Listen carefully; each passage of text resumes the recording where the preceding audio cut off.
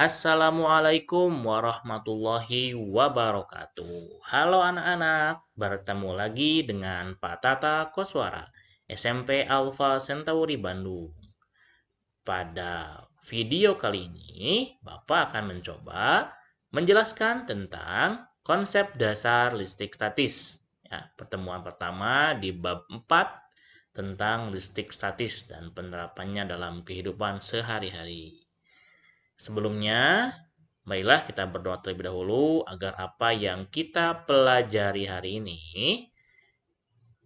menambah wawasan kita dan menjadikan kita lebih takwa kepada Allah Subhanahu wa taala dengan melihat berbagai fenomena atau gejala listrik statis yang ada dalam kehidupan sehari-hari. Langsung saja kita ke pembelajaran konsep dasar listrik statis. Apa sih listrik statis itu? Listrik statis adalah suatu gejala yang ditimbulkan oleh perbedaan muatan yang dimiliki oleh benda. Tentunya kalian pernah mengalami gejala-gejala listrik statis dalam kehidupan sehari-hari. Perhatikan gambar ya. Gambar berikut menunjukkan adanya listrik statis di sekitar kita. Gambar pertama itu ada gambar seekor kucing yang bulu-bulunya ditempeli oleh styrofoam ya.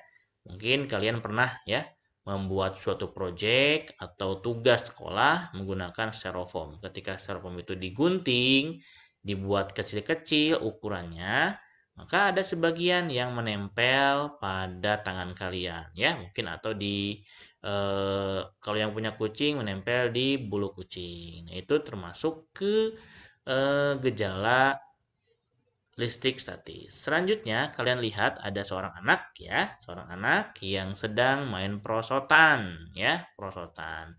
Di sana terlihat rambutnya tertarik oleh elemen plastik yang membentuk perosotan tersebut. Nah, hal tersebut juga termasuk gejala listrik statis. Mengapa demikian? Kita akan pelajari lebih lanjut.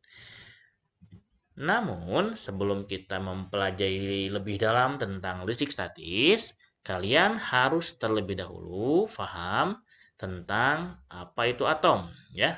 Atom adalah bagian terkecil dari suatu zat atau unsur yang tidak dapat dibagi-bagi lagi dengan cara reaksi kimia biasa, ya. Ini salah satu pengertian dari atom. Banyak sebetulnya pengertian dari atom. Mungkin kalian nanti akan pelajari di teori atom ya, bab selanjutnya. Nah, atom itu meskipun dikatakan sebagai bagian terkecil, namun setelah diteliti kembali oleh para ahli, ternyata di dalam atom yang kecil tersebut terdiri dari partikel-partikel atom ya, di mana partikel atom itu telah ditemukan yang pertama adalah proton bermuatan positif, kemudian elektron bermuatan negatif, dan neutron itu kosong ya, tidak bermuatan. Nah, proton dan neutron ini membentuk inti atom ya, dikelilingi oleh elektron. Ya, di sini ya ada inti atom ya, inti atom ini disebutnya nukleus ya. Nah, di sini terdiri dari proton dan neutron. Sedangkan elektron itu mengelilingi inti atom pada tingkat energi tertentu. Artinya, semakin jauh dari inti, energi elektron semakin kecil. Kita lanjutkan konsepnya. Nah, selanjutnya setelah atom, ada kaitannya dengan muatan listrik ya. Muatan listrik lebih dalam nanti akan kalian pelajari di bab ke-5 ya, tentang listrik dinamis. Namun secara simpel ya, muatan listrik itu adalah muatan dasar yang dimiliki oleh suatu benda ya, yang membuat benda itu mengalami gaya pada benda lain yang berdekatan. Ya, benda bermuatan erat kaitannya dengan jumlah proton dan elektron suatu benda. Maka dari definisi ini ada 3 golongan benda bermuatan. Yang pertama adalah benda bermuatan netral. Apa itu netral? Ya, benda tersebut jika memiliki jumlah proton sama dengan jumlah elektron. Yang kedua, benda bermuatan positif jika memiliki jumlah proton lebih banyak daripada jumlah elektron. Dan yang terakhir adalah benda bermuatan negatif jika jumlah elektron lebih banyak daripada jumlah proton. Coba kalian perhatikan tiga gambar berikut ini ya. Di sana ada contoh-contoh suatu benda ya. Meskipun Bapak tampilkan adalah gambar atom, tapi Bapak menginterpretasikan itu sebuah benda bermuatan ya. Coba perhatikan. Untuk gambar pertama ya, itu kita lihat. Tadi kan kita sudah tahu bahwa proton bermuatan positif, sedangkan elektron bermuatan negatif. Coba jumlah dari proton dan elektron pada gambar pertama ada berapa? Ya, benar ya, ada satu, masing-masing satu. Jumlah proton satu, jumlah elektron satu. Artinya jumlah proton sama dengan jumlah elektron. Maka benda tersebut dapat dikatakan benda netral. Lain halnya dengan benda kedua. Perhatikan ya, jumlah protonnya ada 2, sedangkan jumlah elektronnya ada 1. Artinya jumlah proton lebih banyak daripada jumlah elektron. Maka benda dikatakan bermuatan positif. Selanjutnya gambaran ketiga itu benda bermuatan negatif ya. Mohon maaf itu salah ketik negatif. Nah, itu ketika jumlah proton lebih sedikit daripada jumlah elektron. Di gambar terlihat jumlah protonnya 1, jumlah elektronnya 2. Jadi benda bermuatan negatif. Untuk selanjutnya, nah bagaimana sebetulnya cara kita membuat benda itu bermuatan? Nah, ada 3 cara ya. Yang pertama, cara konduksi, yang kedua induksi, dan yang ketiga dengan cara menggosok. Untuk cara konduksi adalah menempelkan benda netral dengan benda yang bermuatan. Artinya, ini ada 2 benda nih, ya. Benda, perhatikan nih, di contoh nomor 1 ya, yang metode konduksi.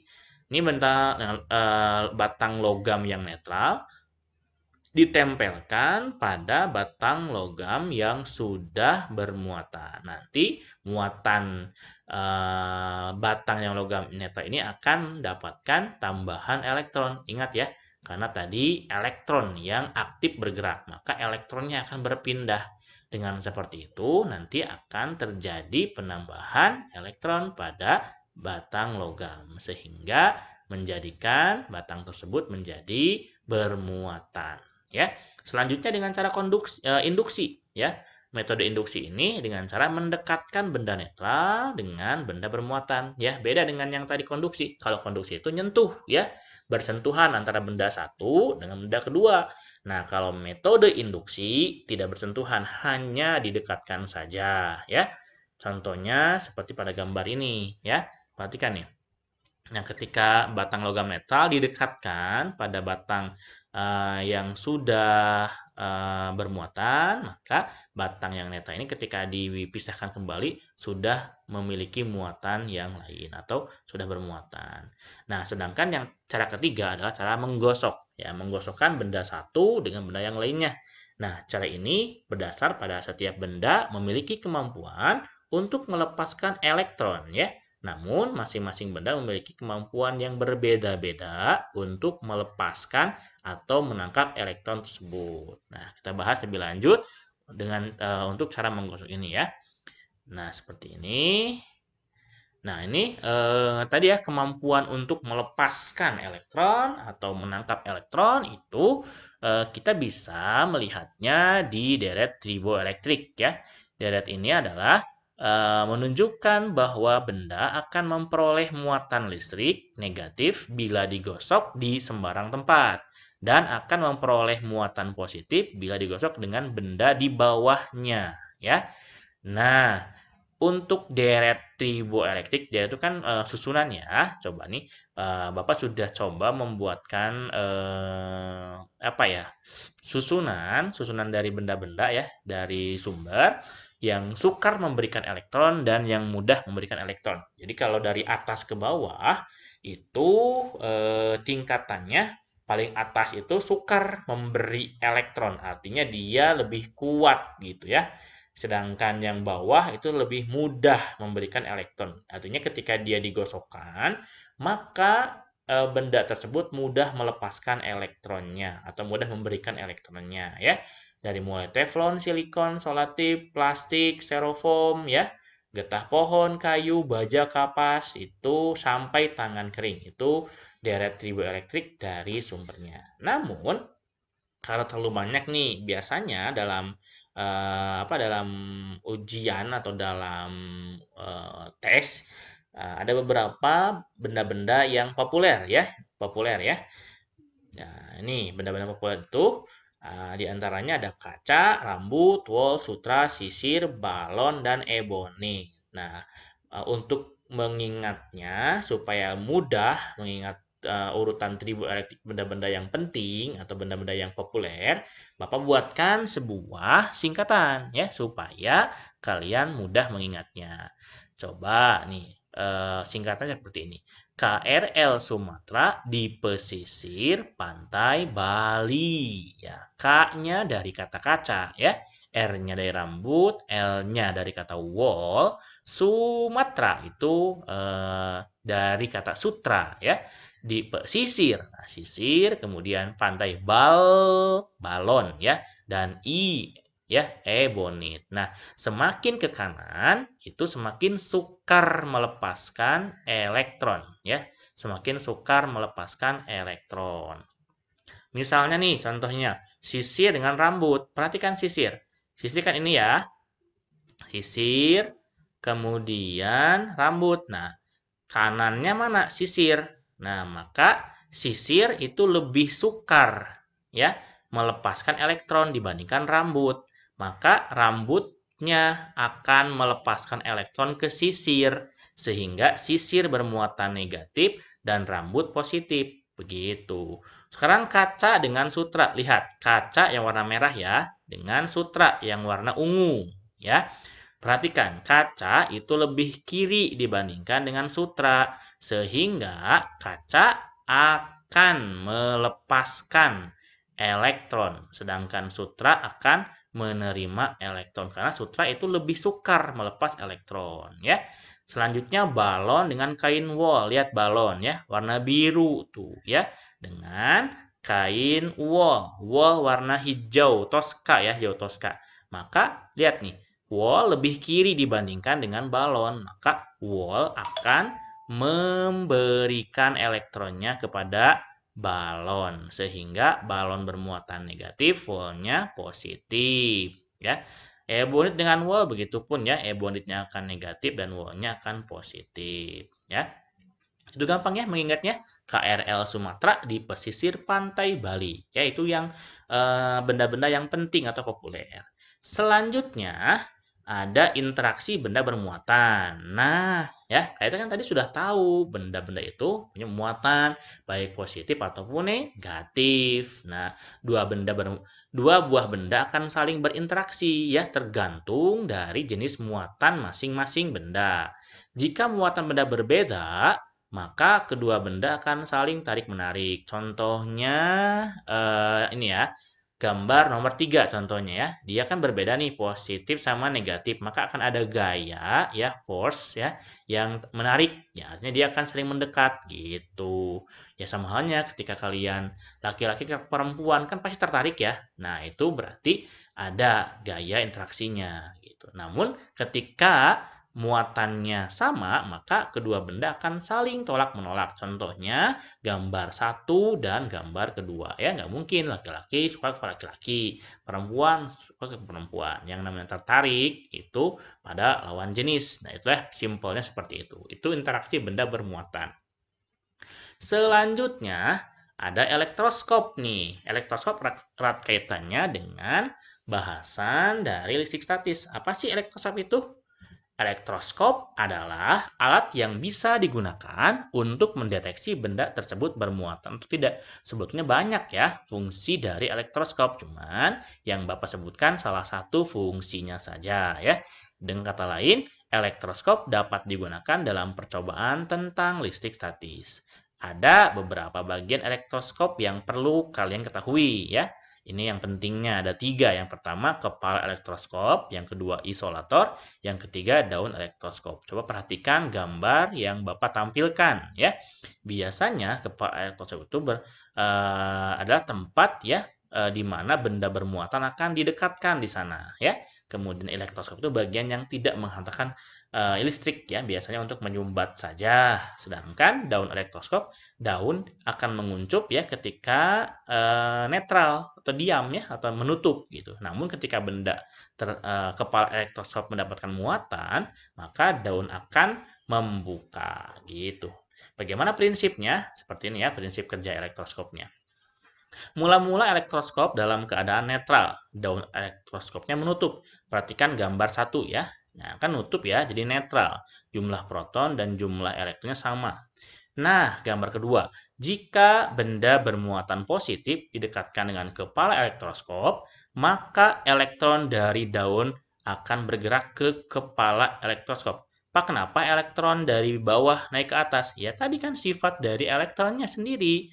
Nah, sifatnya kan dia lebih aktif bergerak, sehingga bukannya proton yang bergerak ke atas ya, tapi elektron karena dia kan tertarik oleh benda yang didekatkan, yaitu benda positif gitu ya.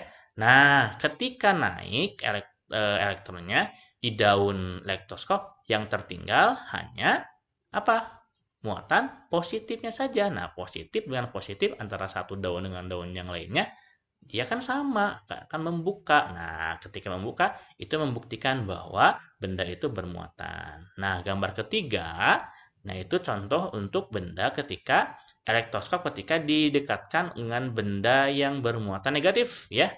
Nah, ketika benda bermuatan negatif didekatkan dengan kepala elektroskop, maka elektron dari kepala elektroskop bergerak ke daun elektroskop, ya, bergerak ke bawah. Kenapa ke bawah, Pak? Kan tadi ke atas. Ya, tadi kan yang didekatkan positif, maka dia akan tertarik, ya, dengan positif itu. Kalau sekarang kan yang didekatkan adalah negatif, maka dia akan ditolak karena kan senama atau sejenis, maka akan turun ke bawah elektron dari kepalanya dan menyebabkan daun elektroskop kelebihan elektron sehingga keduanya negatif dan akan membuka. Nah, itu prinsip elektroskop. Jadi, ketika elektroskop membuka itu membuktikan bahwa benda yang kita dekatkan pada kepala elektroskop itu bermuatan.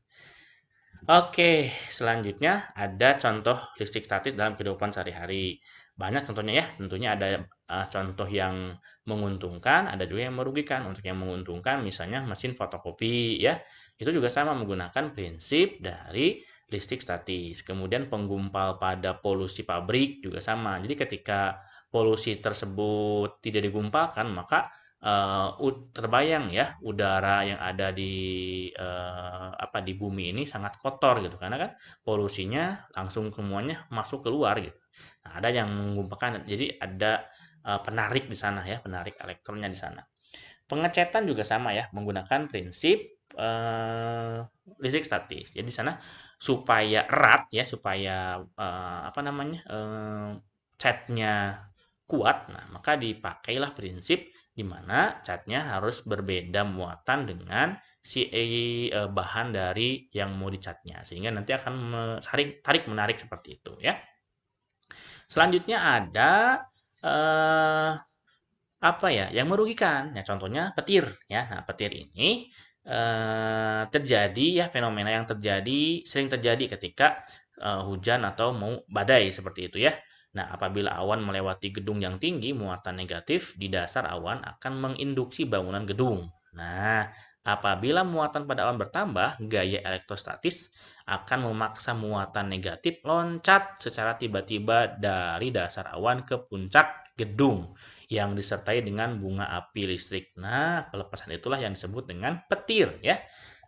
Nah, tentunya kalau seandainya disertai dengan bunga api listrik, maka hal tersebut bisa merugikan, bisa membuat gedung-gedung yang disambar petir menjadi rusak gitu. Maka perlu kita antisipasi. Bagaimana cara mengantisipasinya? Yaitu dengan membuat penangkal petir. Nah, penangkal petir ini adalah perangkat yang digunakan untuk menyalurkan listrik dari petir menuju ke bawah tanah. Nah, alat ini biasanya terbuat dari logam. Jadi ketika disambar, karena logam itu melanjutkan atau meneruskan muatan ya melanjutkan listrik, maka tidak akan merusak dari bangunan tersebut karena nanti akan di-ground-kan. Nah, ketika petir menyambar logam tersebut, listrik akan disalurkan melalui kawat menuju ke tanah ya atau namanya grounding ya.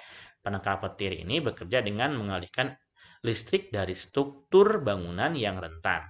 Itu sebabnya alat ini lazim dipasang di atap bangunan atau di tempat yang tinggi supaya ketika ada petir menyambar, langsung menyambarnya ke penangkal petir ya, bukan ke bangunannya. Gitu. Jadi nanti bangunannya jadi aman, jadi terhindar dari kerusakan akibat petir.